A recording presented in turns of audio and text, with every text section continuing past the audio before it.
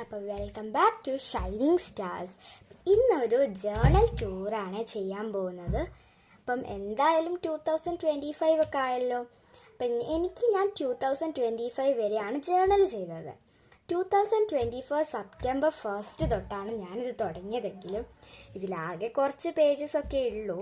പകുതിയോളം മടിയായിട്ടും മറ്റൊക്കെ ചെയ്യാതെ നിന്നു. പിന്നെ കുറേ കാര്യങ്ങളൊക്കെ ആയിട്ട് ഞാൻ ചെയ്യാതെ നിന്നു. പിന്നെ നിങ്ങൾ ഈ ഡയറി കാണുമ്പോൾ വിചാരിക്കും ഇത് ഭയങ്കര ബോറാണല്ലോ, എന്താ ഇങ്ങനത്തെ ഡയറി ചെയ്തത്. കാരണം ഈ ഡയറീൻ്റെ പിന്നിലൊരു കഥയുണ്ട്.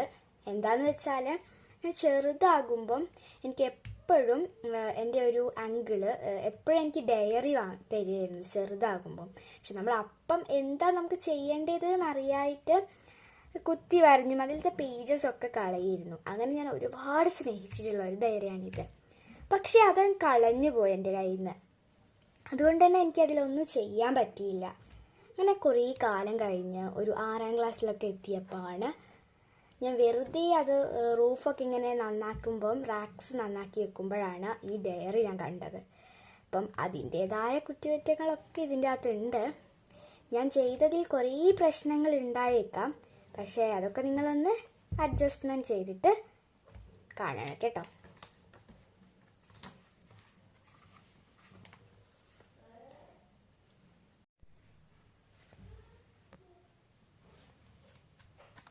ചെയ്യുമ്പോൾ നമ്മൾ വിചാരിക്കും അതെന്ത് രസം ഉണ്ടാകുമോ, അല്ലെങ്കിൽ ഇത് ചെയ്ത് കഴിഞ്ഞാൽ ഇത് രസമുണ്ടോ എന്നൊക്കെ തോന്നും. അപ്പം എനിക്ക് ആ ഡൗട്ട്സൊക്കെ മാറ്റിയെടുത്തത് എൻ്റെ ഫ്രണ്ട്സിലൂടെ തന്നെയാണ്.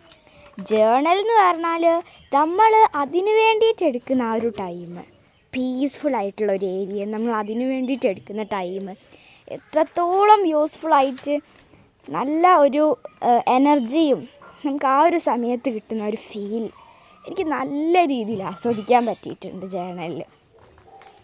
പിന്നെ ഞാൻ പകുതിയും വിചാരിക്കുന്നത് എന്തിനാണ് ചെയ്യുന്നത് എന്നൊക്കെ കുറേ ആൾക്കാർ എന്നെ ചോദിക്കാറുണ്ട്. ഈ പേപ്പർ മുറിച്ചിട്ട് ഇതിലെഴുതിയിട്ട് ഇപ്പോൾ വല്ല കാര്യമുണ്ടോ ചോദിക്കാറുണ്ട്. അപ്പോൾ ഞാൻ പറയും, ജേണൽ നമ്മൾ കുറച്ച് കഴിഞ്ഞ് നമ്മളിപ്പോൾ ചെയ്യുമ്പോൾ നമുക്കതിൻ്റെ ആ ഒരു കാര്യമൊന്നും മനസ്സിലാവില്ല. പക്ഷെ നമ്മൾ കുറേ വർഷം കഴിഞ്ഞ് ആ ഡയറിയൊക്കെ എടുത്ത് നോക്കുമ്പം അപ്പോഴത്തെ ആ മെമ്മറീസൊക്കെ കിട്ടുമ്പോൾ കിട്ടുന്നൊരു സന്തോഷം, അതിനു വേണ്ടി തന്നെയാണ് ഞാൻ ജേണൽ ചെയ്യുന്നത്.